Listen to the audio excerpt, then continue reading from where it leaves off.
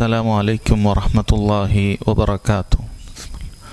الحمد لله رب العالمين والصلاة والسلام على أشرف الأنبياء والمرسلين نبينا محمد وعلى آله وصحبه أجمعين. أما بعد. ബഹുമാന്യരായ സഹോദരങ്ങളെ, സഹോദരിമാരെ,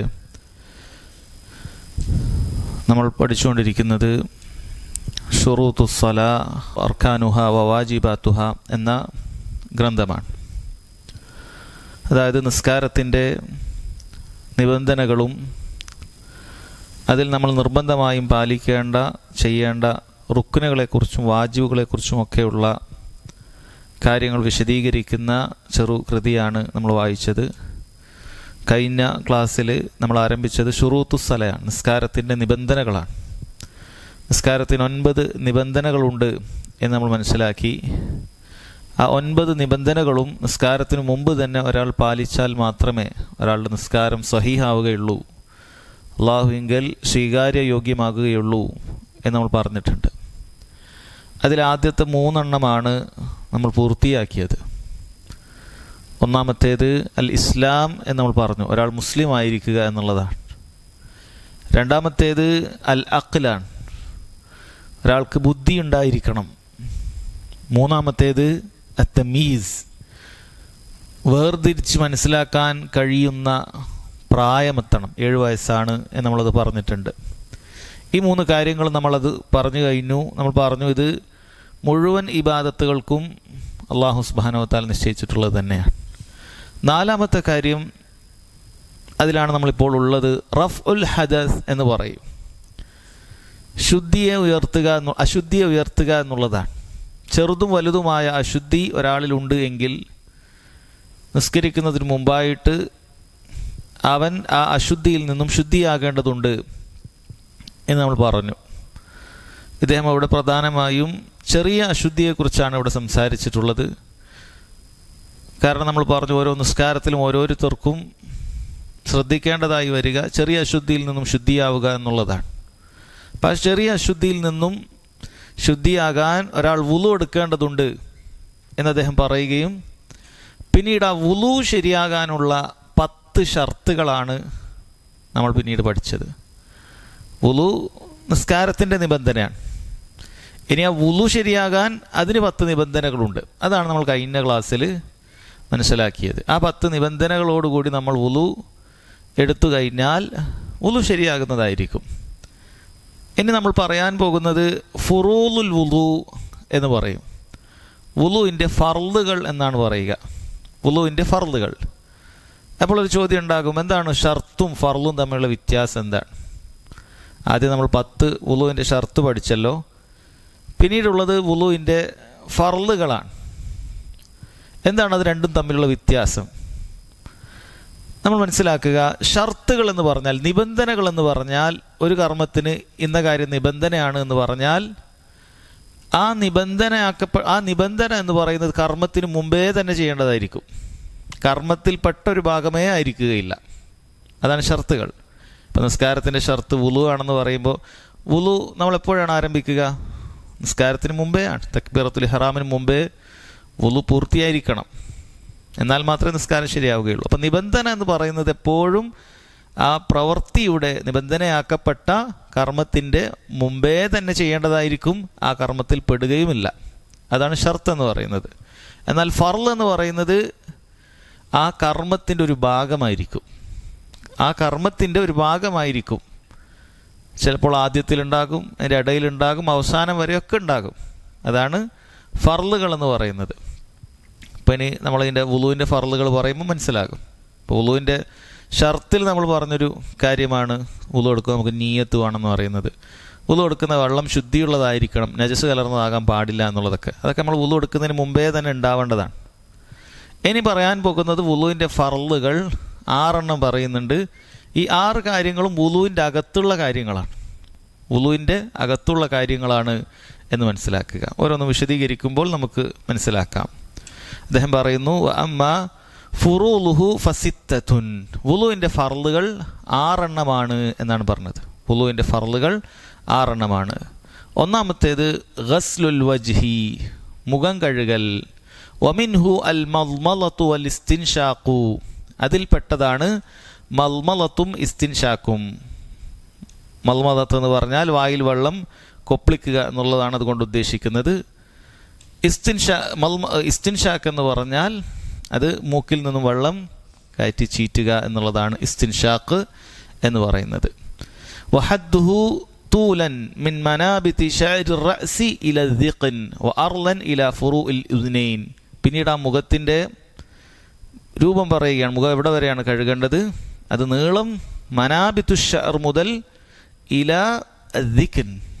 ദിഖൻ എന്ന് പറഞ്ഞാൽ താടി, ഈ താടിയുടെ അറ്റം വരെയുള്ള ഈ ഭാഗം വരെയാണ് കഴുകേണ്ടത്. വഅർലൻ ഇല ഫുറൂഇൽ ഉദ്നൈൻ, ഈ രണ്ട് ചെവിയുടെയും ഈ അറ്റം വരെയാണ് അത് കഴുകേണ്ടത് എന്നാണ് പറഞ്ഞത്. അപ്പം ഓരോന്നോരോന്നായിട്ട് നമുക്ക് മനസ്സിലാക്കാം. ഒന്നാമതായി അദ്ദേഹം സഹോദരങ്ങളെ വുളുവിൻ്റെ ഫർളായി പറഞ്ഞിട്ടുള്ളത് ഗസ്ലുൽ വജ്ഹാണ്. വുളുവിന് 6 ഫർളുകളുണ്ട്. ഒന്നാമത്തെ കാര്യമായി പറഞ്ഞിട്ടുള്ളത് ഗസ്ലുൽ വജ്ഹാണ്. ഗസ്ലുൽ വജ്ഹ് എന്ന് പറഞ്ഞാൽ മുഖം കഴുകുക എന്നുള്ളതാണ് അതിൻ്റെ അർത്ഥം. അല്ലാഹു സുബ്ഹാനഹു വ തആല സൂറത്തുൽ മാഇദയിലെ 6-ാമത്തെ ആയത്തിലാണ്, ഖുർആനിലെ സൂറത്തുൽ മാഇദയിലെ 6-ാമത്തെ ആയത്തിലാണ് അല്ലാഹു തആല വുളുവുമായി ബന്ധപ്പെട്ട വിഷയം, അതിൻ്റെ ഫർളുകൾ പൂർണ്ണമായി നമ്മോട് പറഞ്ഞു തന്നിട്ടുള്ളത്. ഈ ആയത്തിനെ ചില പണ്ഡിതന്മാർ ആയത്തുൽ വുളു എന്നാണ് പറയാറുള്ളത്. അദ്ദേഹം ഇതിന് തെളിവായി ഇത് കൊടുത്തിട്ടുണ്ട്. ഈ ആയത്ത് എന്താണ്? ഈ ആയത്തിലുള്ളത് യാ അയ്യുഹല്ലദീന ആമനു, മുഅ്മിനീങ്ങളെ, ഇദാ ഖുംതും ഇലസ്സലാത്തി, നിങ്ങൾ നിസ്കാരത്തിന് വേണ്ടി നിന്നാൽ എന്നുകൊണ്ട് ഉദ്ദേശിച്ചാൽ ഇദാ അറത്തുമുസ്സലാ എന്നാണ് അതർത്ഥം. ഭാഷയിലെ അർത്ഥം അങ്ങനെയാണ്. ഇദാ ഖുംതും എന്ന് പറഞ്ഞാൽ നിങ്ങൾ നിന്നാൽ എന്നാണ്. അതിൻ്റെ അർത്ഥം നിന്ന് കഴിഞ്ഞിട്ട് പോയി വുളു എടുക്കുക എന്നുള്ളതല്ല. മറിച്ച് അതുകൊണ്ട് ഉദ്ദേശിക്കുന്നത് ഇദാ അറത്തും അസ്സല. ഏതുപോലെയാണ്? ഖുർആൻ ഓതുമ്പോൾ പറഞ്ഞിട്ടുണ്ട്. ഖുർആൻ ഓതുമ്പോൾ അല്ലാഹു തആല പറഞ്ഞു ഫഇദാ ഖറഅതൽ ഖുർആന ഫസ്തഇദ് ബില്ലാഹി മിനശ് ശൈത്താനിർ റജീം. ഫഇദാ ഖറഅത എന്ന് പറഞ്ഞാൽ നീ പാരായണം ചെയ്താൽ എന്നാണ്.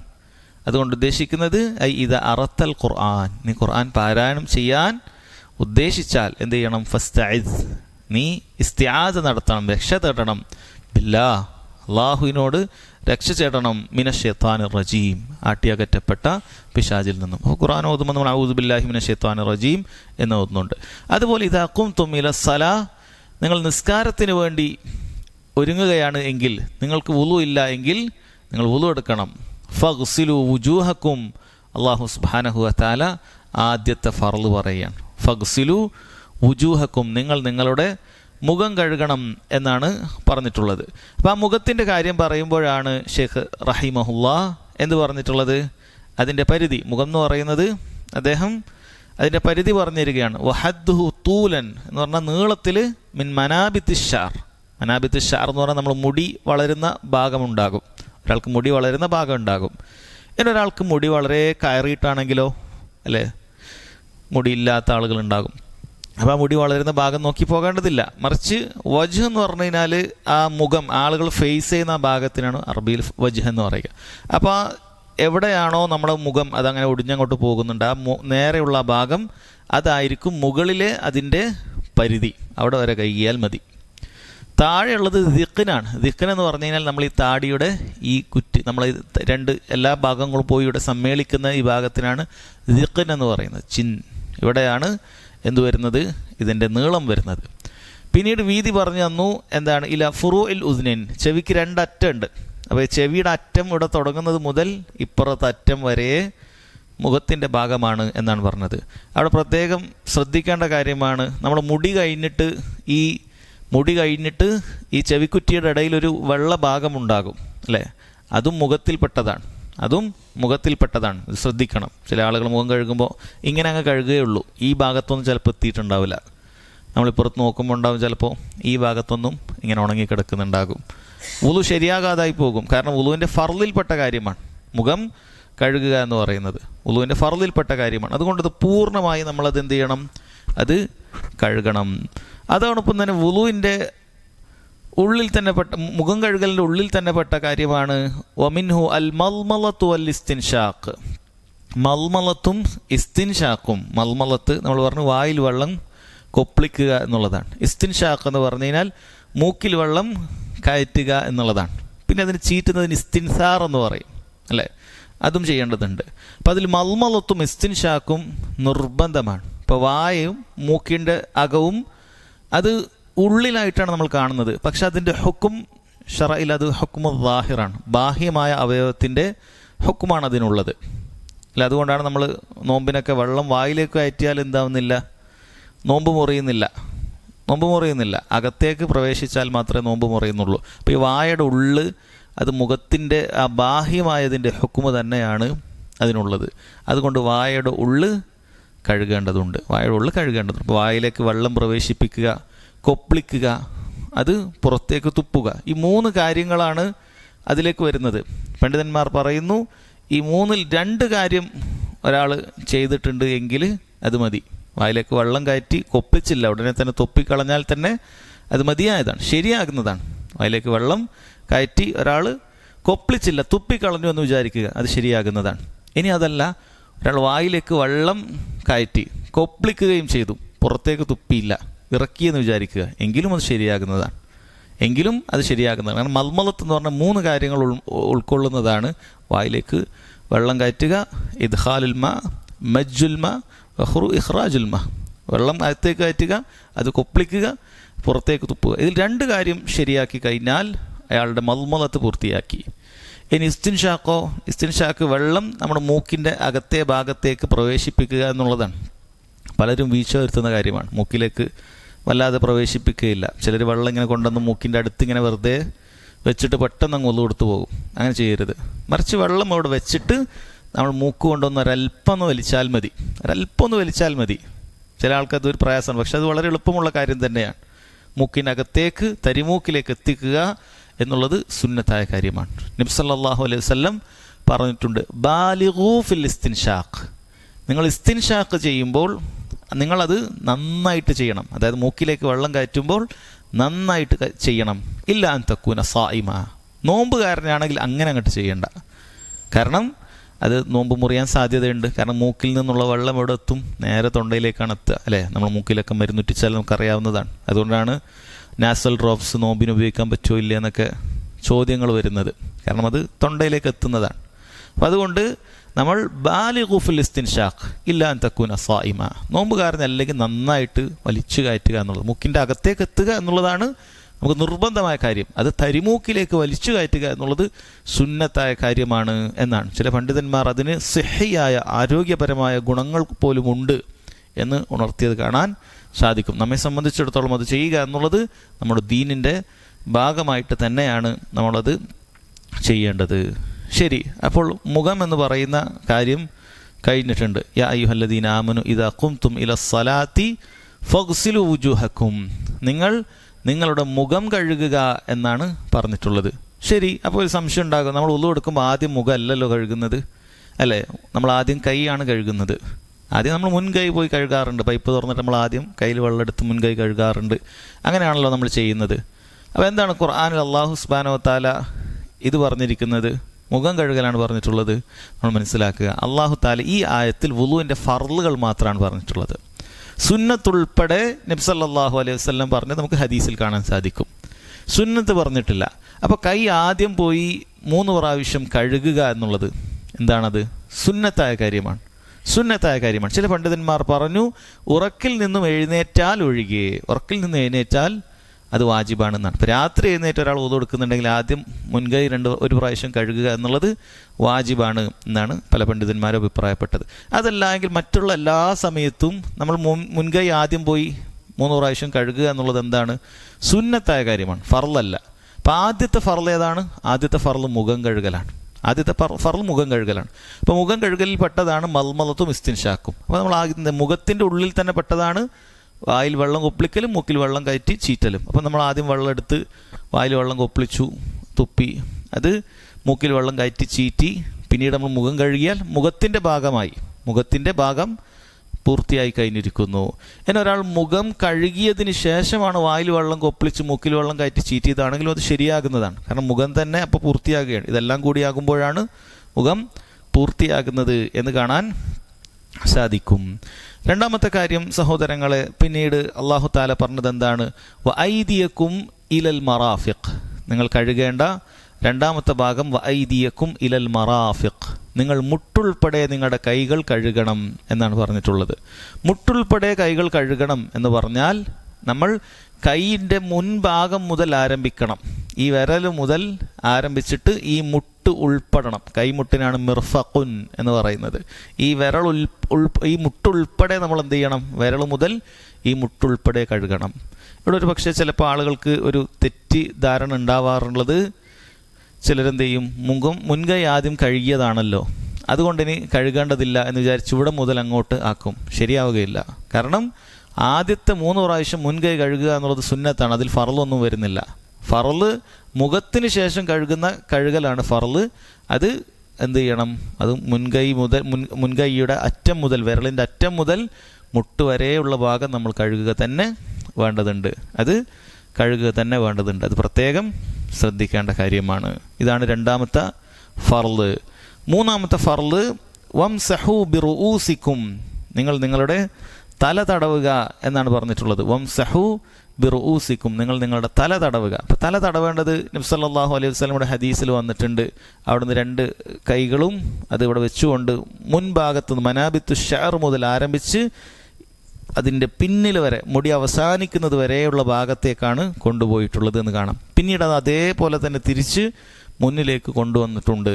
അങ്ങനെയാണ് നബി സല്ലല്ലാഹു അലൈഹി വസല്ലമയുടെ വുളുവിൻ്റെ രൂപത്തിൽ നമുക്ക് കാണാൻ സാധിക്കുന്നത്. മഹാനായ സഹാബി ഉസ്മാൻ ബിൻ അഫ്ഫാൻ റളിയല്ലാഹു അൻഹു, അദ്ദേഹം നബി സല്ലല്ലാഹു അലൈഹി വസല്ലം എങ്ങനെയാണ് വുളു എടുത്തത് അതുപോലെ കാണിച്ചു തരുന്ന ഹദീസ് നമുക്ക് കാണാൻ സാധിക്കും. അതിൽ അദ്ദേഹം അങ്ങനെ തന്നെ വുളു എടുക്കുന്നുണ്ട്. ഇൻഷാ അല്ലാഹ് ഹദീസ് നമുക്ക് വായിക്കാം. അങ്ങനെ തന്നെ വുളു എടുക്കുന്നുണ്ട്.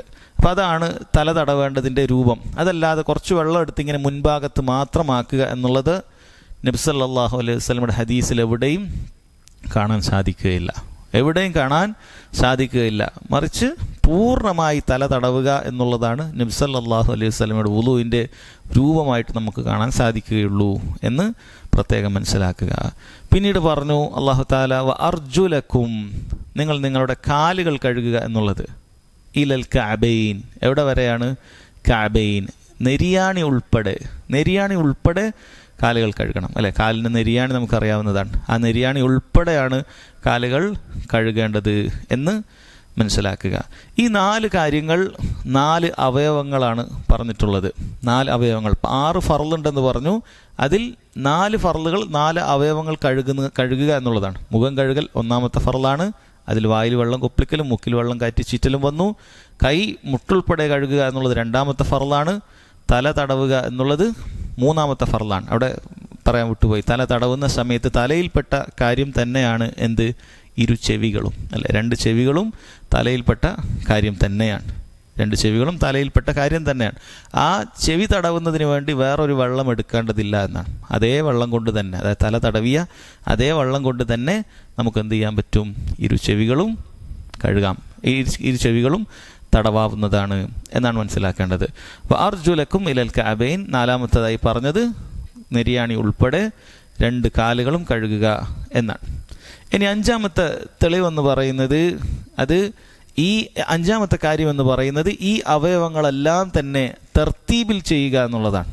ഈ അവയവങ്ങളെല്ലാം തന്നെ തർത്തീബിൽ ചെയ്യേണ്ടതുണ്ട്.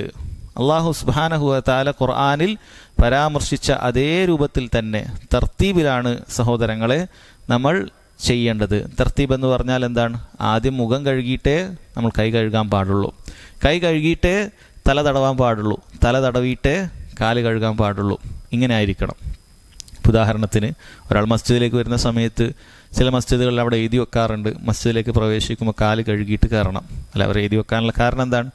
ചെളിയും കൊണ്ട് ആളുകൾ മസ്ജിദിൻ്റെ അകത്തേക്ക് കയറാതിരിക്കാനാണ്. മസ്ജിദിൻ്റെ ആ കോറിഡോറിലൊക്കെ ചെളിയാകാതിരിക്കാൻ അവർ പുറത്ത് തന്നെ ഒരു പൈപ്പൊക്കെ വെച്ചിട്ട് കാല് കഴുകി കയറണം എന്ന് എഴുതി വെക്കാറുണ്ട്. അപ്പോൾ ഒരാളത് കണ്ടിട്ട് കാലൊക്കെ പൂർണ്ണമായി കഴുകി നല്ല കുറച്ച് വൃത്തിയാക്കി കഴുകി എന്ന് വിചാരിക്കുക. പിന്നീട് അയാൾ മസ്ജിദിൻ്റെ അകത്തേക്കെത്തി അയാൾ സാധാരണ പോലെ വുളു എടുത്തു. അപ്പോഴൊക്കെ അയാൾ വിചാരിച്ചു, കാല് ഞാൻ നല്ല വൃത്തിയാക്കി നേരത്തെ കഴുകിയിട്ടുണ്ട്. അങ്ങനെ തല തടവി ഉടനെ അയാൾ മസ്ജിദിലേക്ക് വന്നാലോ, എന്നിട്ട് നിസ്കരിച്ചാലോ? നിസ്കാരം ശരിയാവില്ല. എന്തുകൊണ്ടാണ്? വുളു പൂർത്തിയായിട്ടില്ല. അപ്പോൾ ഞാൻ കാല് കഴുകിയിട്ടില്ലേ? വുളുവിൻ്റെ ഫർളെല്ലാം ഞാൻ പൂർത്തിയാക്കിയിട്ടില്ലേ? ഉണ്ട്, പക്ഷേ തർത്തീബ് പാലിച്ചിട്ടില്ല. തല തടവുന്നതിന് മുമ്പാണ് നീ എന്ത് ചെയ്തിട്ടുള്ളത്? കാല് കഴുകിയിട്ടുള്ളത്. അല്ല, മുഴുവൻ വുളുവിനേക്കാൾ മുമ്പേ നീ കാല് കഴുകിയിട്ടുണ്ട്. തല തടവുന്നതിന് മുമ്പേ തന്നെ കഴുകിയാൽ പോലും നിന്റെ തർത്തീബ് തെറ്റി. അഥവാ അതേ തർത്തീബിൽ തന്നെ എന്ത് ചെയ്യേണ്ടതുണ്ട്, അത് പാലിക്കേണ്ടതുണ്ട് എന്ന് പ്രത്യേകം മനസ്സിലാക്കുക. അതേ തർത്തീബിൽ തന്നെ പാലിക്കേണ്ടതുണ്ട്. അല്ലാഹു സുബ്ഹാനഹു വ തആല ഹജ്ജിൻ്റെ വിഷയത്തിൽ എന്ത് പറഞ്ഞിട്ടുണ്ട്? ഇന്ന സഫ വൽ മർവത മിൻ ശആഇരില്ലാഹ്. സഫയും മർവയും അള്ളാഹുവിൻ്റെ ദീനി ചിഹ്നങ്ങളിൽ പെട്ടതാണ് എന്ന് പറഞ്ഞിട്ട് പിന്നീട് സഫയിൽ മർവയിലും ഏതിലാണ് ആദ്യം കയറേണ്ടത്? നബി സല്ലല്ലാഹു അലൈഹി വസല്ലം പറഞ്ഞു, ഇബ്ദഉ ബിമാ ബദ അല്ലാഹു ബിഹി. അള്ളാഹു ആരംഭിച്ചത് കൊണ്ടാണ് നിങ്ങൾ തുടങ്ങേണ്ടത് എന്ന് പറഞ്ഞു. അപ്പോൾ ഖുർആനിൽ അള്ളാഹു സുബ്ഹാനഹു വ തആല ആദ്യം മുഖമാണ് ആരംഭിച്ചത്, പിന്നീട് കൈയാണ് ആരംഭിച്ചത്, പിന്നീട് തല തടവാൻ ആരംഭിച്ചു, പിന്നീടാണ് കാല് കഴുകാൻ പറഞ്ഞിട്ടുള്ളത്. അപ്പോൾ 4 ഫർളുകൾ അള്ളാഹു ഇതേ ക്രമത്തിലാണ് പറഞ്ഞിട്ടുള്ളത്. അപ്പോൾ അതേ ക്രമത്തിൽ വേണം നമ്മൾ പ്രവർത്തിക്കാനായിട്ട്. അതേ ക്രമത്തിലാണ് പ്രവർത്തിക്കേണ്ടത് എന്ന് മനസ്സിലാക്കുക. പിന്നീട് സഹോദരങ്ങളെ, 6ാമത്തെ ഫർള് എന്ന് പറയുന്നത് അത് മുവാലാത്താണ്. തുടർച്ചയായിട്ട് ഈ അവയവങ്ങളെല്ലാം തന്നെ കഴുകണം. എന്താണ് മുവാലാത്ത് കൊണ്ട് ഉദ്ദേശിക്കുന്നത്? തുടർച്ച എന്ന് പറഞ്ഞാൽ ഒരവയവം കഴുകിയിട്ട്, ഉദാഹരണത്തിന് ഒരാൾ മുഖം കഴുകി, പിന്നീട് അയാൾ കൈ മുട്ടുൾപ്പെടെ കഴുകുന്നതിന് മുമ്പ് അയാൾ മറ്റെന്തെങ്കിലുമൊക്കെ ഒരു ആവശ്യത്തിന് പോയി. ഉദാഹരണത്തിന് ഒരാൾ മുഖം കഴുകി, പെട്ടെന്നൊരു ഫോൺ കോൾ വന്നു, അയാൾ പുറത്തേക്ക് പോയി, ഒരു 5-10 മിനിറ്റ് ഫോണിൽ സംസാരിച്ചു, തിരിച്ചു വരുമ്പോഴേക്കും അയാളുടെ മുഖമൊക്കെ ഉണങ്ങിയിട്ടുണ്ട്. അയാൾ നേരെ കൈ മുട്ടുൾപ്പെടെ കഴുകിയിട്ട് അങ്ങനെ ആരംഭിച്ചാലോ വുളു ശരിയാവില്ല. കാരണം മുവാലാത്ത് നഷ്ടപ്പെട്ടു പോയി. തൊട്ടു മുമ്പ് ഉള്ള അവയവം അത് ഉണങ്ങിപ്പോയി. ഉണങ്ങിപ്പോകുമ്പോൾ പണ്ഡിതന്മാർ പറഞ്ഞിട്ടുള്ളത് അത് സാധാരണഗതിയിലുള്ള ഒരു ക്ലൈമറ്റാണ് പരിഗണിക്കുക.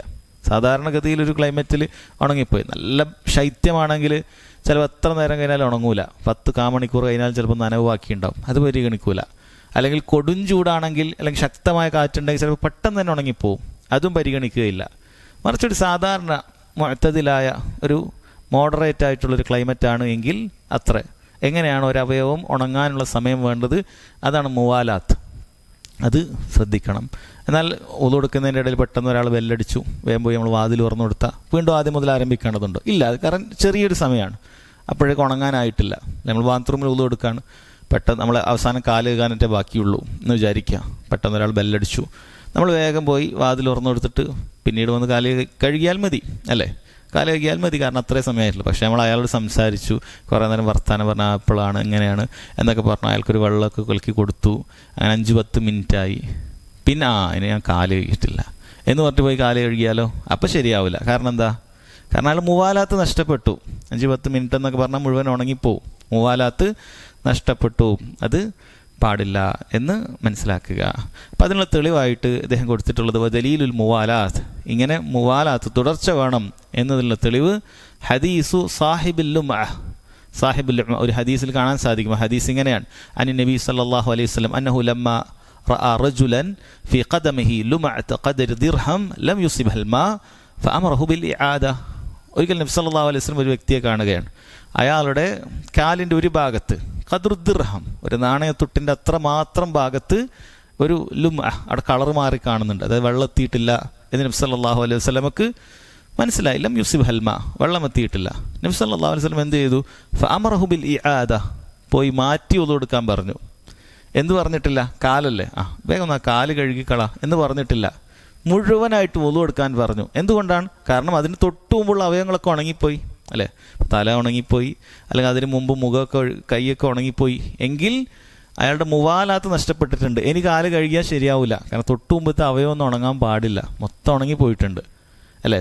അങ്ങനെ പോയിട്ടില്ലെങ്കിൽ അപ്പം തന്നെ കാല് കഴുകിയാൽ മതി. ഏതുപോലെ ഒരാൾ വുളു എടുത്തിട്ട് ഇപ്പുറത്തേക്ക് വരുന്നേ ഉള്ളൂ, അപ്പോൾ നമ്മൾ കണ്ടു അയാളുടെ കാലിൻ്റെ ഒരു ഭാഗത്ത് വെള്ളം എത്തിയിട്ടില്ല, നമ്മൾ കാലൊന്ന് പോയി കാല് ശരിക്കും ആയിട്ടില്ല എന്ന് പറയുകയാണെങ്കിൽ അയാൾക്ക് പോയി ചെയ്യാം, കാരണം മുവാലാത്ത് നഷ്ടപ്പെട്ടില്ല. പക്ഷെ കുറേ നേരം കഴിഞ്ഞിട്ട് അയാളാകെ ഉണങ്ങിക്കിടക്കുകയാണെങ്കിലോ, പിന്നീട് അയാളോട് പോയി കാല് കഴുകാൻ പറഞ്ഞാൽ ഇല്ല, അയാളുടെ മറ്റവയവങ്ങളൊക്കെ ഉണങ്ങിപ്പോയിട്ടുണ്ട്, അയാളുടെ തുടർച്ച നഷ്ടപ്പെട്ടിട്ടുണ്ട്. ഇതാണ് രണ്ടും തമ്മിലുള്ള വ്യത്യാസം. അപ്പോൾ ഈ 6 ഫർളുകൾ സഹോദരങ്ങളെ നമ്മൾ കൃത്യമായി പഠിച്ച് മനസ്സിലാക്കേണ്ട കാര്യമാണ്. ഇപ്പോൾ ഖുർആനിൽ അല്ലാഹു സുബ്ഹാനഹു വ തആല വുളുവിൻ്റെ പൂർണ്ണമായ രൂപം പറഞ്ഞിട്ടില്ല, മറിച്ച് അതിൻ്റെ ഫർളാണ് പറഞ്ഞിട്ടുള്ളൂ. 6 ഫർളുകളാണ് പറഞ്ഞിട്ടുള്ളൂ.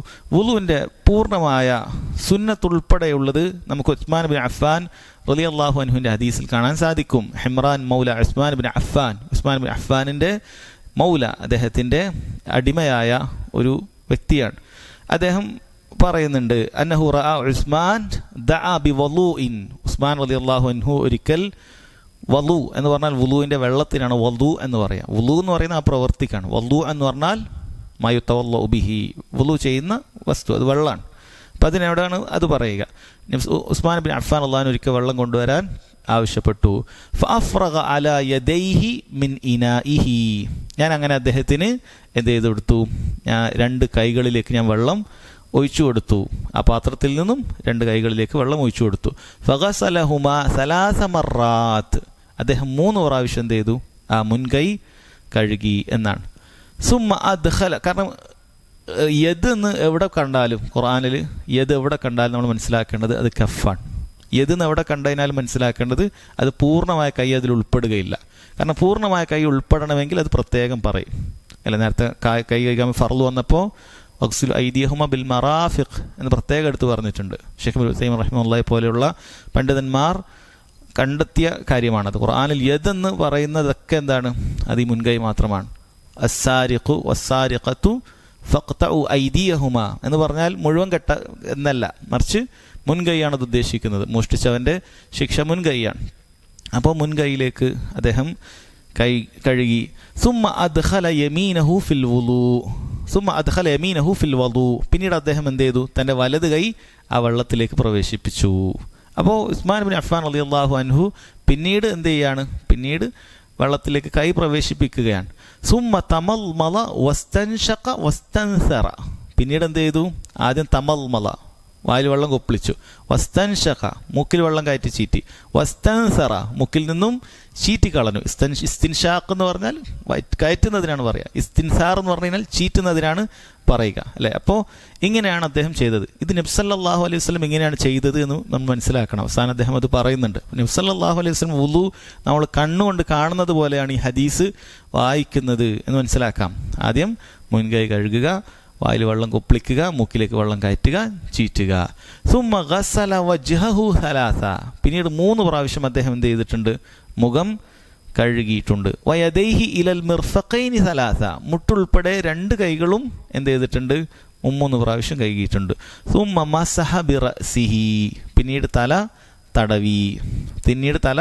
തടവി. അതിലെന്ത് പറയുന്നില്ല, 3 പ്രാവശ്യം എന്ന് പറഞ്ഞിട്ടില്ല. അതിനർത്ഥം തല 1 പ്രാവശ്യമേ തടവിയിട്ടുള്ളൂ എന്ന് വളരെ വ്യക്തമാണ്. സുമ്മ ഗസല കുല്ല റിജ്ലിൻ സലാസ, പിന്നീട് ഓരോ കാലും 3 പ്രാവശ്യം അദ്ദേഹം കഴുകി. എന്നിട്ട് അദ്ദേഹം പറഞ്ഞു, സുമ്മ ഖാൽ റഅയ്തു നബിയ സല്ലല്ലാഹു അലൈഹി വസല്ലം യതവല്ലഉ നഹ്വ വുളൂഇ ഹാദാ, നബി സല്ലല്ലാഹു അലൈഹി വസല്ലമയെ ഇതാ ഞാൻ ഇപ്പോൾ എടുത്ത ഈ വുളു പോലെ വുളു ചെയ്തതായി ഞാൻ കണ്ടിട്ടുണ്ട് എന്ന് പറഞ്ഞു അല്ലേ. ഉസ്മാൻ ബിൻ അഫ്ഫാൻ റളിയല്ലാഹു വുളു പൂർണ്ണമായി എടുത്തിട്ട് പറഞ്ഞു കൊടുക്കുകയാണ്, ഇതേപോലെയാണ് നബി സല്ലല്ലാഹു അലൈഹി വസല്ലം വുളു എടുക്കുന്നത് ഞാൻ കണ്ടിട്ടുള്ളത് എന്ന് പറഞ്ഞ് അവിടെയുള്ള മറ്റു സഹാബികൾക്ക് പറഞ്ഞു കൊടുക്കുകയാണ്. പിന്നീട് നബി സല്ലല്ലാഹു അലൈഹി വസല്ലം പറഞ്ഞു, മൻ തവദ്ദഅ നഹ്വ വുളൂഇ ഹാദാ, ആരെങ്കിലും ഞാൻ ഇപ്പോൾ എടുത്തതുപോലെയുള്ള ഈ വുളു എടുത്തു കഴിഞ്ഞു.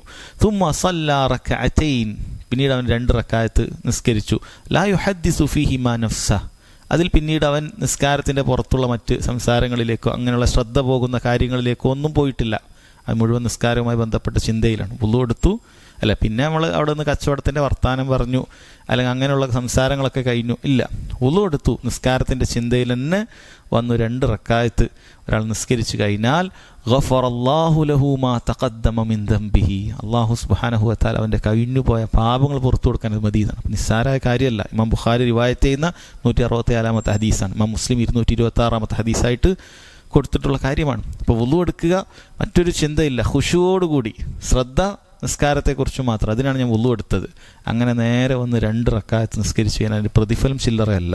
ഗഫറല്ലാഹു ലഹു മാ തഖദ്ദമ മിൻ ദംബിഹി എന്നാണ് നബി സല്ലല്ലാഹു അലൈഹി വസല്ലം പറഞ്ഞിട്ടുള്ളത്. അപ്പോൾ സുന്നത്തായ വുളു എടുക്കുക, ഇതേപോലെ നമ്മൾ 2 റക്അത്ത് നിസ്കരിച്ചാൽ ഇതിന് ഇത്രയും പ്രതിഫലമുണ്ട് എന്ന് കാണാൻ സാധിക്കും. ഇവിടെ സഹോദരങ്ങളെ, ഇവിടെ പറഞ്ഞിട്ടുള്ളത് അൽ വുളു ഉൽ കാമിലാണ്, പൂർണ്ണമായ വുളുവാണ്.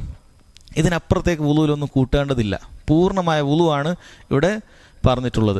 എന്നാൽ നബി സല്ലല്ലാഹു അലൈഹി വസല്ലമയിൽ നിന്ന് ഉദ്ധരിക്കപ്പെട്ട മറ്റു ചില റിവായത്തിൽ കാണാം, അവിടുന്ന് അവയവങ്ങൾ 2 പ്രാവശ്യം കഴുകി എന്ന് വന്നിട്ടും കാണാൻ സാധിക്കും. ഓരോ അവയവങ്ങളും 2 പ്രാവശ്യം. തല എപ്പോഴും 1 തവണയാണ് തടവുന്നത്, മറ്റവയവങ്ങൾ 2 പ്രാവശ്യം കൈ കഴുകിയതും 2 പ്രാവശ്യം മുഖം കഴുകിയതും 2 പ്രാവശ്യം കാല് കഴുകിയതൊക്കെ ആയിട്ട് റിവായത്തുകൾ വന്നിട്ടുണ്ട്. ഓരോ പ്രാവശ്യം ഓരോ പ്രാവശ്യം അങ്ങനെ അവയവങ്ങൾ കഴുകിയതായിട്ടും വന്നിട്ടുണ്ട്. അപ്പോൾ അതിൽ നമുക്ക് മനസ്സിലാക്കേണ്ടത് വാജിബായത് ഇതിൽ എന്തേ ഉള്ളൂ, ഒരു പ്രാവശ്യം കഴുകുക എന്നുള്ളൂ അല്ലേ. മുഖം കഴുകൽ ഒറ്റ പ്രാവശ്യം കഴുകലേ വാജിബുള്ളൂ. കൈ മുട്ടുൾപ്പെടെ കഴുകൽ ഒറ്റ പ്രാവശ്യം കഴുകലേ വാജിബുള്ളൂ. തല തടവൽ നേരത്തെ ഒരു പ്രാവശ്യം തന്നെ. കാല് കഴുകലും ഒറ്റ പ്രാവശ്യമേ വാജിബുള്ളൂ. ബാക്കി എന്താണ്, സുന്നത്താണ്. അപ്പോൾ ഇത് മനസ്സിലാക്കുന്നതിൽ എന്തെങ്കിലും ഫായ്ദ ഉണ്ടോ? ഉണ്ട്. ചില സമയത്ത് നമുക്ക് വെള്ളം കിട്ടാത്തൊരവസ്ഥയൊക്കെ വരും. നമ്മളെ കയ്യിൽ കുറച്ച് വെള്ളമേ ഉള്ളൂ എന്ന് വിചാരിക്കുക, അല്ല ഒരു കുപ്പി വെള്ളമുണ്ട്, നമ്മളതിൽ 1 ലിറ്റർ വെള്ളമുണ്ട് എന്ന് വിചാരിക്കുക. നമ്മൾ യാത്രയിലാണ്, നമ്മൾ 3 ആളുണ്ട് എന്ന് വിചാരിക്കുക. അപ്പോൾ എന്താ നമ്മൾ ചെയ്യുക, ഒന്നാമത്തെ ആൾ മുഴുവൻ സുന്നത്ത് എടുത്ത് വെള്ളമൊക്കെ എടുത്ത് ബാക്കിയുള്ള ആൾക്കാർക്ക് വെള്ളമില്ല എന്ന് നമ്മളാക്കേണ്ട ആവശ്യമില്ലല്ലോ. നമുക്ക് എന്ത് ചെയ്യാം, ഓരോരുത്തർക്കും പൂർണ്ണമായ വുളു എടുക്കുന്നതിന് പകരം നിർബന്ധമായ വുളു എടുക്കാം. കാമിലിന് പകരം ഫർളായ രൂപത്തിലെടുക്കാം. 1 പ്രാവശ്യം കഴുകിയെടുത്താൽ മതി. ഒന്നാമത്തെ ആൾ 1 പ്രാവശ്യം കഴുകിയെടുത്തു, 2ാം പ്രാവശ്യം അല്ലേ, അപ്പം ബാക്കി വെള്ളം ഉണ്ടാവും. എല്ലാം ഓരോ പ്രാവശ്യം മാത്രമേ കഴുകുന്നുള്ളൂ. അങ്ങനെ ചെയ്യാവുന്നതാണ്. അപ്പം അങ്ങനെ നമുക്ക് ചെയ്യാവുന്നതാണ്. ഇനി ചില സമയത്തൊക്കെ നമ്മൾ ഉറങ്ങാൻ കിടക്കുന്ന സമയത്തോ അല്ലെങ്കിൽ ഒരു വുളു പെട്ടെന്ന് തന്നെ 1 പ്രാവശ്യം പോയി, ഇപ്പോൾ വുളു എടുത്തു ഉടനെ തന്നെ പോയി, വീണ്ടും നമ്മൾ വുളു എടുക്കുന്ന സമയത്ത് വേണമെങ്കിൽ നമുക്ക് 1 പ്രാവശ്യമൊക്കെ കഴുകിയിട്ട് വുളു എടുക്കാം. അങ്ങനെയും വുളു എടുക്കാം. വുളു ശരിയാക്കുന്നതാണ്. പൂർണ്ണമായി നമുക്ക് നിസ്കരിക്കാൻ പറ്റുന്ന വുളു തന്നെയാണ്. ചില ആൾക്കാർക്ക് ഒരു ഇഷ്കാൽ, അങ്ങനെ 1 പ്രാവശ്യമൊക്കെ എടുത്താൽ ശരിയാവും. ഇല്ല, നമ്മൾ നോക്കേണ്ടത് എന്തേ ഉള്ളൂ, അവയവങ്ങളൊക്കെ കൃത്യമായി നനഞ്ഞിട്ടുണ്ട് എന്നാണ് നമ്മൾ നോക്കേണ്ടത് അല്ലേ. അവയവങ്ങൾ നനഞ്ഞിട്ടില്ലെങ്കിൽ 3 പ്രാവശ്യം അല്ല 4 പ്രാവശ്യം എടുത്തിട്ടും കാര്യമില്ല. അവയവങ്ങൾ നനഞ്ഞിട്ടുണ്ട് എന്നുള്ളത് ഉറപ്പുവരുത്തിയാൽ 1 പ്രാവശ്യം തന്നെ സഹോദരങ്ങളെ അത് മതിയായ കാര്യമാണ്.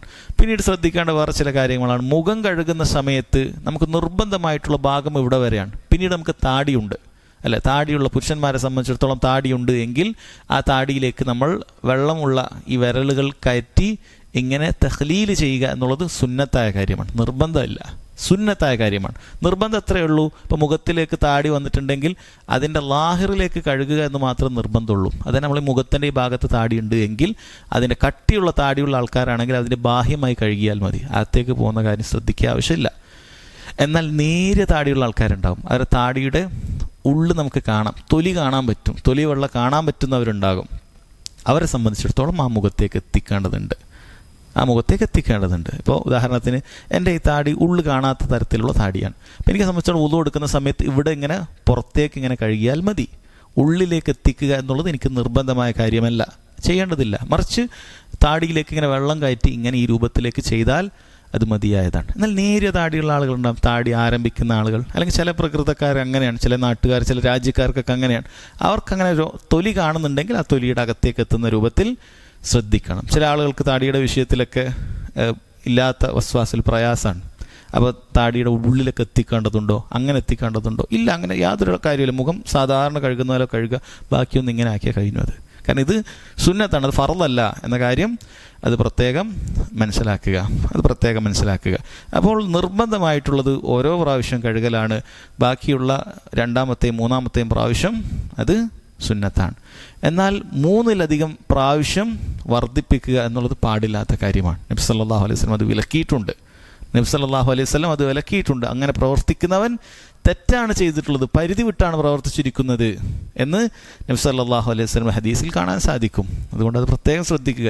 ചില ആളുകൾക്ക് വസ്വാസ് കാരണത്താൽ അവരെത്ര പ്രാവശ്യം കഴുകിയാലും മതിയാക്കുകയില്ല. അങ്ങനെ ചെയ്യാൻ പാടില്ല. അത് മനസ്സിലാക്കണം. 3-ൽ കൂടുതൽ കഴുകുക എന്നുള്ളത് ഇസ്രാഫാണ്, ഒന്ന് വെള്ളം കളയലാണ്. അതുപോലെ ഈ ഹദീസിൽ നബി സല്ലല്ലാഹു അലൈഹി വസല്ലം അത് പറഞ്ഞിട്ടുണ്ട്. അതൊക്കെ ചിന്തിക്കണം. അതുകൊണ്ട് എന്ത് ചെയ്താൽ മതി, 3 പ്രാവശ്യം കഴുകുക എന്നുള്ളത് മതിയായതാണ് എന്ന് മനസ്സിലാക്കാൻ സാധിക്കും.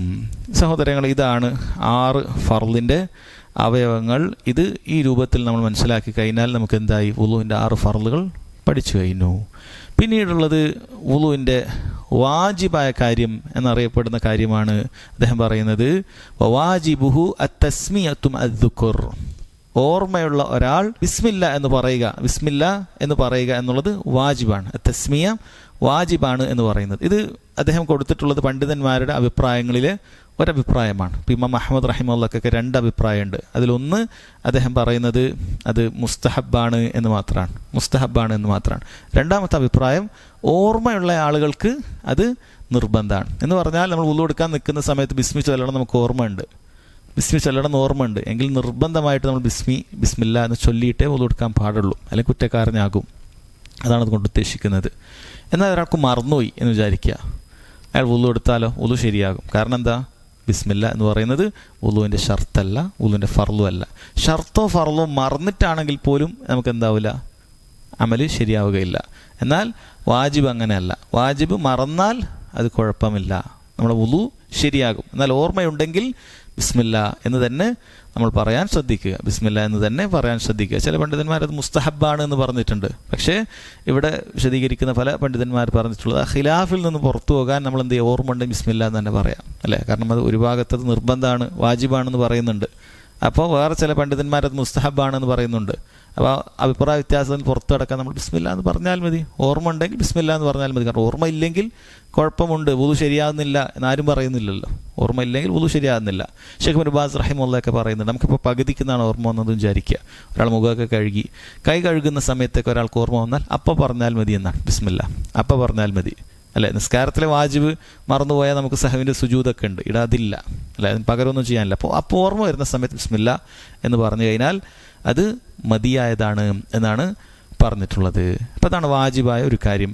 പിന്നീട് അദ്ദേഹം വുളുവുമായി ബന്ധപ്പെട്ട അവസാനത്തെ വിഷയം പറഞ്ഞത് നവാഖിലുൽ വുളുവാണ്. വനവാഖിലുഹു സമാനിയ, വുളു മുറിയുന്ന കാര്യങ്ങൾ 8 കാര്യങ്ങളുണ്ട് എന്ന് പറഞ്ഞിട്ടുണ്ട്, അല്ലെ? നേരത്തെ നമ്മളതിൻ്റെ ഷർത്ത് പറയുമ്പോൾ ഒരു കാര്യം പറഞ്ഞിട്ടുള്ള ഒരു കാര്യമാണ് എന്താണ്, വുളു മുറിക്കുന്ന കാര്യങ്ങളൊക്കെ മുറിക്കണം.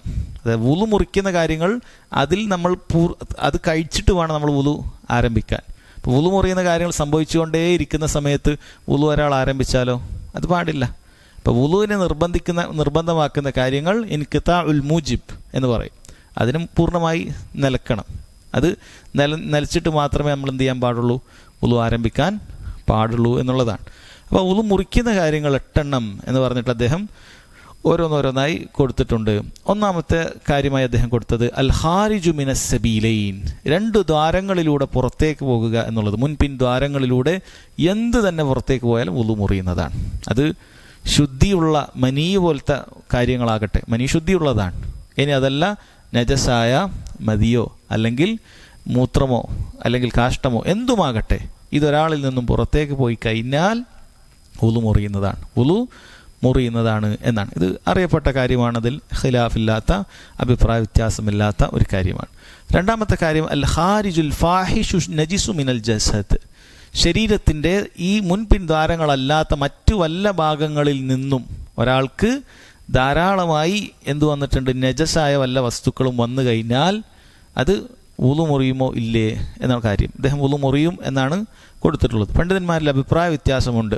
ചിലർ പറഞ്ഞു രക്തം, അല്ലെ, രക്തം അത് ധാരാളമായി കയ്യിൽ നിന്നും പുറത്തേക്ക് വന്നു കഴിഞ്ഞാൽ വുളു മുറിയും എന്ന് തന്നെയാണ് പല പണ്ഡിതന്മാരും പറഞ്ഞിട്ടുള്ളത്. എന്നാൽ അതല്ലാത്ത രൂപത്തിൽ, ചെറിയ രൂപത്തിലാണ് രക്തം വന്നിട്ടുള്ളത് എങ്കിൽ അത് വുളുവിനെ മുറിച്ചു കളയുകയില്ല എന്നും അഭിപ്രായം പറഞ്ഞത് കാണാൻ സാധിക്കും. ഇവിടെയും സഹോദരങ്ങളെ പണ്ഡിതന്മാരിൽ പലരും പറഞ്ഞിട്ടുള്ളത് നമുക്കത് എഹ്തിയാത്തായ സൂക്ഷ്മതയുള്ള അഭിപ്രായം സ്വീകരിക്കുക എന്നുള്ളതാണ്. അതായത് ചെറിയ പൊടി രക്തമൊക്കെ വന്നതിനാൽ ഇവരുടെയൊക്കെ മുള്ളൊക്കെ തട്ടി അത് വുളു മുറിക്കുകയില്ല, അത് വുളു മുറിക്കുകയില്ല.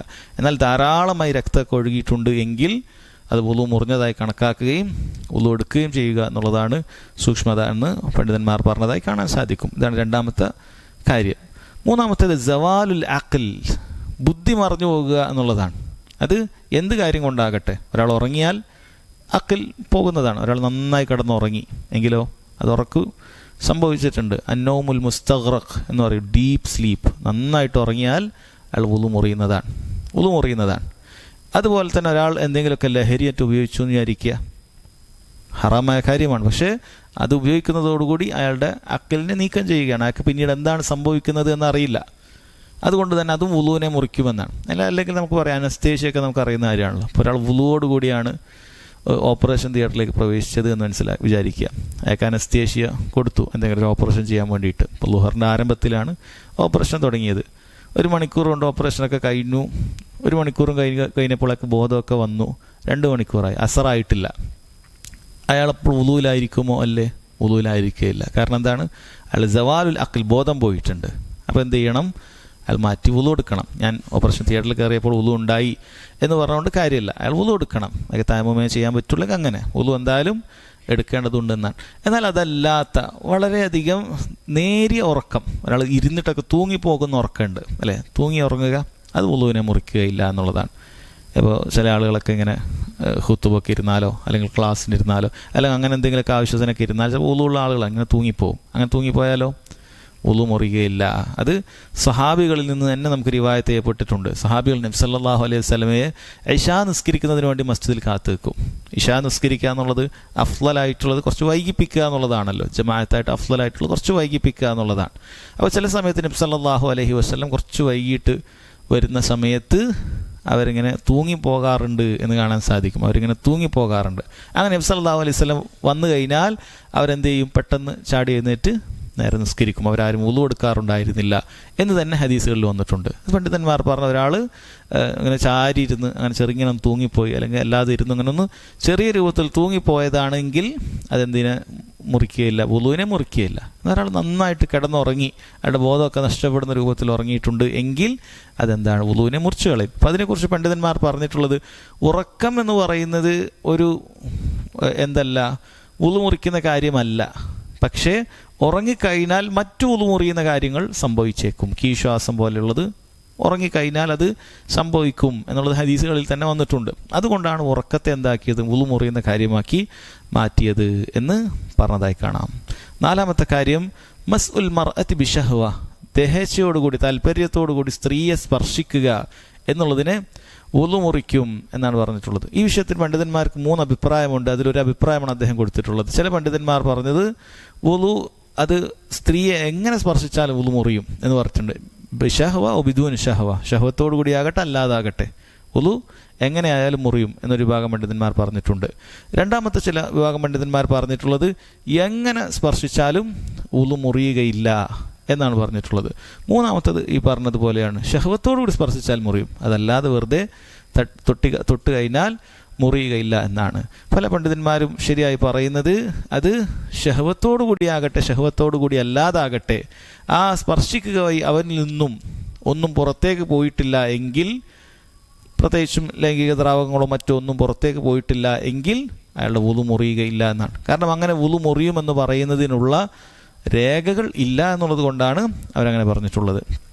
ഒരാൾ തൻ്റെ ഭാര്യയെ സ്പർശിക്കുന്നതാകട്ടെ, നബി സല്ലല്ലാഹു അലൈഹി വസല്ലം തൻ്റെ ഭാര്യമാരിൽ ചിലർ ചുംബിച്ചിരുന്നു എന്ന് കാണാൻ സാധിക്കും. പിന്നീട് അവിടുന്ന് വുളു എടുത്തിരുന്നില്ല, അതല്ലാതെ തന്നെ നിസ്കരിച്ചിരുന്നു എന്ന് കാണാൻ സാധിക്കും. അതുകൊണ്ട് സ്ത്രീയെ സ്പർശിക്കുക, തൻ്റെ ഭാര്യയെ സ്പർശിക്കുക എന്നുള്ളതോട് സ്ത്രീയെ എന്ന് ഉദ്ദേശിക്കുന്നത് ഭാര്യയാണ്. സ്പർശിക്കുക എന്നുള്ളത് എന്താക്കുന്നില്ല, ഒരാളുടെ വുളുവിനെ മുറിക്കുന്നില്ല എന്ന് മനസ്സിലാക്കുക. ഇതാണ് നാലാമത്തെ കാര്യം. ഫർജി ബിൽ യദി ഖുബുലൻ കാന ഔ ദുബുറാ, ഒരാൾ തൻ്റെ ലൈംഗിക അവയവം സ്പർശിക്കുക എന്നുള്ളതാണ്. ഒരാൾ തൻ്റെ ലൈംഗിക അവയവം സ്പർശിച്ചു കഴിഞ്ഞാൽ വുളു മുറിയും എന്നാണ് ഏറ്റവും ശരിയായ അഭിപ്രായം. അതെപ്പോഴാണ് ഉദ്ദേശിക്കുന്നത്, അത് ഒരു ഹായിലില്ലാതെ മറയില്ലാതെ സ്പർശിച്ചു കഴിഞ്ഞാലാണ് അതുകൊണ്ട് ഉദ്ദേശിക്കുന്നത്. ഒരാൾ മറയുടെ മുകളിലൂടെ തൻ്റെ ലൈംഗിക അവയവം സ്പർശിക്കുക എന്നുള്ളത് വുളുവിനെ മുറിക്കുന്ന കാര്യമല്ല. എന്നാൽ മറയില്ലാതെ ഒരാൾ തൻ്റെ ഉള്ളം കൈകൊണ്ട് തൻ്റെ ലൈംഗിക അവയവം വല്ലതും സ്പർശിച്ചു കഴിഞ്ഞാൽ, അതവൻ ബോധപൂർവം സ്പർശിച്ചാലാകട്ടെ അല്ലാത്തതാകട്ടെ, പണ്ഡിതന്മാരിൽ ഏറ്റവും ശരിയായ അഭിപ്രായമായി മനസ്സിലാക്കുന്നത് അത് അയാളുടെ വുളുവിനെ മുറിക്കും എന്നാണ്. ഇത് ഖിലാഫുള്ള വിഷയമാണ് അല്ലെ, ചില ഇങ്ങനത്തെ അഭിപ്രായ വ്യത്യാസമുള്ള വിഷയങ്ങൾ ഉണ്ട്. ചില പണ്ഡിതന്മാരുടെ അഭിപ്രായം അത് കൈ തട്ടിപ്പോയാലും മറ്റുമൊന്നും അങ്ങനെ സ്പർശിച്ചാലും മറ്റുമൊന്നും അത് വുളുവിനെ മുറിക്കുകയില്ല എന്നാണ്. എന്നാൽ ഒരു ഹദീസിൽ കാണാം, മൻ മസ്സ ദക്കറഹു ഫല്യതവദ്ദ, ആരെങ്കിലും തൻ്റെ ലൈംഗികാവയവം സ്പർശിച്ചാൽ അവൻ വുളു എടുക്കട്ടെ എന്ന് വന്നിട്ടുണ്ട്. അപ്പോൾ ഈ അടിസ്ഥാനത്തിൽ ബഹുഭൂരിപക്ഷം പണ്ഡിതന്മാരും പറഞ്ഞിട്ടുള്ളത് ലൈംഗികാവയവം സ്പർശിച്ചു കഴിഞ്ഞാൽ അവൻ വുളു എടുക്കേണ്ടതുണ്ട്, വുളു മുറിഞ്ഞിരിക്കുന്നു എന്നാണ്. അത് നമ്മൾ ഉദ്ദേശിക്കുന്നത് എന്താണ്, അത് ബിദൂൻ ഹായിലാണ്, മുകളിലൊരു മറയില്ലാതെ സ്പർശിക്കുക എന്നുള്ളതാണ്. ഒരാൾ തൻ്റെ വസ്ത്രത്തിന് മുകളിലൂടെ തൻ്റെ ലൈംഗികാവയവത്തിൽ കൈമറ്റോ സ്പർശിച്ചു പോയാൽ അത് തൻ്റെ വുളുവിനെ മുറിക്കുന്നതല്ല എന്ന് പ്രത്യേകം മനസ്സിലാക്കുക, അത് പ്രത്യേകം മനസ്സിലാക്കുക. അപ്പോൾ ചില ആളുകളൊക്കെ ജനാബത്ത് കുളിക്കുന്ന സമയത്തൊക്കെ ചോദിക്കാറുണ്ട് അതെങ്ങനെയാണ്. അപ്പോൾ അവിടെ പണ്ഡിതന്മാരൊക്കെ പറഞ്ഞിട്ടുള്ളത്, ജനാബത്ത് കുളിക്കുന്ന സമയത്ത് ആദ്യം തൻ്റെ ലൈംഗികാവയവം സ്പർശിച്ച് വൃത്തിയാക്കി കഴിഞ്ഞാൽ പിന്നീട് അതിലേക്ക് സ്പർശിക്കേണ്ട ആവശ്യം ഇല്ല എന്നുള്ളതാണ്. സാധാരണ പോലെ വുളു എടുത്തു, തല കഴുകി, ശരീരഭാഗങ്ങൾ കഴുകി, പിന്നീട് അവൻ ലൈംഗിക ഭാഗങ്ങൾ സ്പർശിക്കേണ്ടതില്ല എന്നാണ്. ഇനി അഥവാ ലൈംഗിക ഭാഗം സ്പർശിച്ചാലും വുളുവിനെ അത് കുളിയെ അത് മുറിക്കുന്നില്ല അല്ലേ. കുളിയെ മുറിക്കുന്ന കാര്യമല്ല ലൈംഗികാവയം സ്പർശിക്കുക എന്നുള്ളത്. പിന്നെ എന്തേ അവന് ആവശ്യം ഉണ്ടാവുള്ളൂ? അവസാനം മാറിയെന്ന് ഒന്ന് ഉളു എടുത്താൽ മാത്രം മതി. അത്രേ ആവശ്യമുള്ളൂ, അല്ലാതെ കുളി അത് ബാധിക്കുന്നില്ല. കാരണം കുളി മുറിയുന്ന കാര്യമല്ല ലൈംഗികാവയം സ്പർശിക്കുക എന്നുള്ളത്. അത് പ്രത്യേകം മനസ്സിലാക്കുക, അതാണ് വേണ്ടത്. ആറാമത്തെ കാര്യം അക്ലു ലഹ്മിൽ ജസൂർ, ഒട്ടകത്തിൻ്റെ ഇറച്ചി ഭക്ഷിക്കുക എന്നുള്ളത്. ഇത് ശരിയായ പണ്ഡിതന്മാർക്കിടയിൽ അഭിപ്രായ വ്യത്യാസമുള്ള വിഷയമാണ്. ഹംബലി മദ്ഹബിൽ മാത്രം ഉള്ള ഒരു അഭിപ്രായമാണ് അക്ലു ലഹ്മിൽ ജസൂർ എന്ന് പറയുന്നത്. ഒട്ടകത്തിൻ്റെ ഇറച്ചി ഭക്ഷിക്കുക എന്നുള്ളത് വുളു മുറിക്കുന്ന കാര്യമാണ് എന്നുള്ളത്. എന്നാൽ അത് ഏറ്റവും ശരിയായ അഭിപ്രായം തന്നെയാണ്. കാരണം അതിനാണ് ഹദീസിൻ്റെ പിൻബലമുള്ളത്. ഒരിക്കൽ ഒരു വ്യക്തി വന്ന് നബി സല്ലല്ലാഹു അലൈഹി വസല്ലമയോട് ചോദിച്ചു, അതവല്ലൗ മിൻ ലുഹൂമിൽ ഗനം, ഞാൻ ആട്ടിറച്ചി ഭക്ഷിച്ചു കഴിഞ്ഞാൽ വുളു എടുക്കേണ്ടതുണ്ടോ? നബി സല്ലല്ലാഹു അലൈഹി വസല്ലം പറഞ്ഞു, ഇൻ ശിഅത ഫതവല്ല വ ഇൻ ശിഅത ഫലാ തതവല്ല, നീ ഉദ്ദേശിക്കുകയാണെങ്കിൽ വുളു എടുത്തോളൂ, ഉദ്ദേശിക്കുന്നില്ലെങ്കിൽ വുളു എടുക്കേണ്ടതില്ല എന്ന് പറഞ്ഞാൽ നിർബന്ധമില്ല എന്നർത്ഥം അല്ലേ. പിന്നീട് അദ്ദേഹം ചോദിച്ചു, അതവല്ലൗ മിൻ ലുഹൂമിൽ ഇബിൽ, ഒട്ടകത്തിൻ്റെ ഇറച്ചി കഴിച്ചാൽ ഞാൻ വുളു എടുക്കേണ്ടതുണ്ടോ? നബി സല്ലല്ലാഹു അലൈഹി വസല്ലം പറഞ്ഞു, നഅം ഫതവദ്ദ മിൻ ലുഹൂമിൽ ഇബിൽ, ഒട്ടകത്തിൻ്റെ ഇറച്ചി ഭക്ഷിച്ചാൽ നീ വുളു എടുക്കേണ്ടതുണ്ട് എന്ന് നബി സല്ലല്ലാഹു അലൈഹി വസല്ലം പറഞ്ഞിട്ടുണ്ട്. അപ്പോൾ ഒരാൾ അങ്ങനെ ഒട്ടകത്തിൻ്റെ ഇറച്ചി ഭക്ഷിക്കുകയോ മറ്റോ ചെയ്താൽ, നമ്മൾ ഇവിടെ പൊതുവെ ഭക്ഷിക്കാറില്ലെങ്കിലും അല്ലെ, വിദേശത്തൊക്കെ പോയാൽ ഒട്ടകത്തിൻ്റെ ഇറച്ചിയൊക്കെ നമ്മൾ കഴിക്കാറുണ്ടാകും. അങ്ങനെ കഴിക്കുന്നുണ്ട് എങ്കിൽ നമ്മൾ എന്ത് ചെയ്യണം? വുളു എടുക്കേണ്ടതുണ്ട്. അത് വുളു മുറിയുന്ന കാര്യമാണ് എന്നാണ് പറഞ്ഞിട്ടുള്ളത്. എന്നാൽ അതുകൊണ്ട് ഉദ്ദേശിക്കുന്നത് അതിൻ്റെ ഇറച്ചി കഴിച്ചാൽ മാത്രമാണ് എന്ന് പണ്ഡിതന്മാർ പറഞ്ഞിട്ടുണ്ട്. അതിൻ്റെ കറി ഒരാൾ കഴിച്ചാൽ കുഴപ്പമില്ല, അല്ലെങ്കിൽ ഒട്ടകം ഇട്ട് വെച്ചൊരു ചോറ് അത് കഴിച്ചാൽ ഒരാൾ കുഴപ്പമില്ല. ഉദാഹരണത്തിന് ഒട്ടകത്തിൻ്റെ ബിരിയാണിയോ മന്തിയോ ഒക്കെ ഉണ്ടെന്ന് വിചാരിക്കുക. അപ്പോൾ അതിൽ ചോറ് മാത്രമേ ഒരാൾ കഴിച്ചിട്ടുള്ളൂ, അപ്പോൾ അയാൾ വുളു മുറിയുന്നില്ല. ആ ഇറച്ചി ഭക്ഷിക്കുമ്പോൾ മാത്രമാണ് അതിൽ വരുന്നത്. കാരണം നബി സല്ലല്ലാഹു അലൈഹി വസല്ലം ലുഹൂമുൽ ഇബിൽ എന്നാണ് പറഞ്ഞത്, ഒട്ടകത്തിൻ്റെ ഇറച്ചി എന്ന് പ്രത്യേകം പറഞ്ഞിട്ടുണ്ട്. അതിൽ നിങ്ങൾ വുളു എടുക്കണം എന്നാണ് മനസ്സിലാക്കേണ്ടത്. ഇതാണ് സഹോദരങ്ങളെ ആറാമത്തെ വുളു മുറിയുന്ന കാര്യം. ഏഴാമത്തെ കാര്യം തഗ്സീലുൽ മയ്യിത്ത്, മയ്യത്തിനെ കുളിപ്പിക്കുക എന്നുള്ളതാണ്. ഈ വിഷയത്തിൽ പണ്ഡിതന്മാർക്കിടയിൽ അഭിപ്രായ വ്യത്യാസം ഉണ്ടായിട്ടുണ്ട്. മയ്യത്തിനെ കുളിപ്പിച്ചു കഴിഞ്ഞാൽ വുളു എടുക്കേണ്ടതുണ്ടോ ഇല്ലേ എന്നുള്ളത്. ചിലരത് വാജിബാണെന്ന് പറഞ്ഞു, ചിലരത് മുസ്തഹബാണ് എന്ന് പറയുന്നുണ്ട്. ചിലരത് മുസ്തഹബാണ് എന്ന് പറയുന്നുണ്ട്. ഇബ്നു ഖുദാമക്ക് അദ്ദേഹത്തിന് അൽ മുഗ്നിയിൽ അത് മുസ്തഹബാണ് എന്നാണ് പറഞ്ഞിട്ടുള്ളത്. അപ്പോൾ അതായത് ഒരാൾ മയ്യത്ത് കുളിപ്പിച്ചു കഴിഞ്ഞാൽ അയാൾക്ക് നിസ്കരിക്കുന്നതിന് മുമ്പ്, ശേഷം അയാൾ മയ്യത്ത് നിസ്കരിക്കാൻ വരും. അപ്പോൾ അതിന് മുമ്പ് ഒന്ന് വുളു എടുക്കുന്നത് മുസ്തഹബാണ് എന്നാണ് പറയുന്നത്. എന്നാൽ മയ്യത്ത് കുളിപ്പിക്കുന്ന സമയത്ത് അറിയാതെങ്ങാനും മയ്യത്തിൻ്റെ ലൈംഗിക അവയവത്തിൽ ഇയാൾ സ്പർശിച്ചു പോയിട്ടുണ്ട് എങ്കിൽ അയാൾ നിർബന്ധമായി വുളു എടുക്കേണ്ടി വരും. കാരണം തൊട്ടുമ്പോൾ നമ്മൾ പറഞ്ഞ കാര്യം എന്താണ്? ലൈംഗിക അവയവം സ്പർശിച്ചു കഴിഞ്ഞാൽ വുളു മുറിയുന്നതാണ് എന്ന് പറഞ്ഞിട്ടുണ്ട്. അവിടെ നമ്മൾ മനസ്സിലാക്കുക, അത് തൻ്റെ ലൈംഗിക അവയവം എന്ന് മാത്രമില്ല, അത് കുട്ടികളെ കുളിപ്പിക്കുന്ന മാതാപിതാക്കൾക്കൊക്കെ അത് ബാധകമാണ് എന്നാണ് പറഞ്ഞിട്ടുള്ളത്. അതൊക്കെ വുളുവിനെ മുറിച്ച് കളയുന്നതാണ് എന്ന് പണ്ഡിതന്മാർ പറഞ്ഞിട്ടുണ്ട്. അതുകൊണ്ട് മയ്യത്തിനെ കുളിപ്പിക്കുന്ന സമയത്ത് അതെങ്ങനെയാണ് ചെയ്യേണ്ടത്? കയ്യിൽ കോട്ടണോ മറ്റോ ചുറ്റിയിട്ടാണ് ലൈംഗിക ഭാഗത്തൊക്കെ നമ്മൾ എന്ത് ചെയ്യുക? പ്രത്യേകമായിട്ട് കഴുകുക. അതല്ലാതെ കൈ നേരിട്ട് അവിടെ സ്പർശിക്കാൻ പാടില്ല. അങ്ങനെയാണ് നിയമം. നേരിട്ട് സ്പർശിക്കാൻ പാടില്ല. അത് പ്രത്യേകം ശ്രദ്ധിക്കുക. ഇനി ബാക്കിയുള്ള ഭാഗങ്ങൾ കഴുകുമ്പോൾ പോലും അവിടെ ഒരു കയ്യിൽ മറ്റും കോട്ടണോ മറ്റോ ചുറ്റി അങ്ങനെ കഴുകുക എന്നുള്ളതാണ് അലി ബിൻ അബി താലിബ് റളിയല്ലാഹു അൻഹുവിനെ പോലെയുള്ള ആളുകളൊക്കെ ചെയ്തിട്ടുള്ളത് എന്ന് വന്നിട്ടുണ്ട്. അതുകൊണ്ട് സഹോദരങ്ങളെ, അത് ആ നിലക്ക് മുറിയുന്നതാണ്. അതല്ല എങ്കിൽ മയ്യത്തിനെ കുളിപ്പിച്ചതുകൊണ്ട് ഒരാളുടെ വുളു മുറിയുകയില്ല. ഇത് ആരെക്കുറിച്ച്? മയ്യത്തിനെ കുളിപ്പിക്കുക എന്ന് പറഞ്ഞാൽ അതിന് ചുറ്റുള്ള എല്ലാവരും അതിൽ പെടൂല. മയ്യത്തിനെ കുളിപ്പിക്കുക എന്ന് പറഞ്ഞാൽ അതിലേക്ക് വെള്ളം ഒഴിച്ചു കൊടുക്കുന്ന ആൾ അതിൽ പെടുന്നില്ല. മറിച്ച് മയ്യത്തിനെ സ്പർശിക്കുന്ന ആൾ മാത്രമേ അതിൽ പെടുന്നുള്ളൂ. അത് തിരിച്ച് കടത്തുന്ന ആളും അതുപോലെ കുളിപ്പിക്കുന്ന ആളൊക്കെ ഉണ്ടെങ്കിൽ അവരുടെ കാര്യം മാത്രമാണ്, അല്ലാതെ അതിന് ചുറ്റും ഉള്ള ആളുകൾക്കല്ല എന്ന് മനസ്സിലാക്കുക. എട്ടാമത്തെ കാര്യം അരിദ്ദത്തു അനിൽ ഇസ്ലാം അഅദനല്ലാഹു മിൻ ദാലിക്, ഇസ്ലാമിൽ നിന്നും പുറത്തു പോകൽ, അള്ളാഹു അതിൽ നിന്ന് നമ്മെ കാത്തുരക്ഷിക്കട്ടെ എന്ന് അദ്ദേഹം അതോടൊപ്പം ദുആ ചെയ്യുന്നു.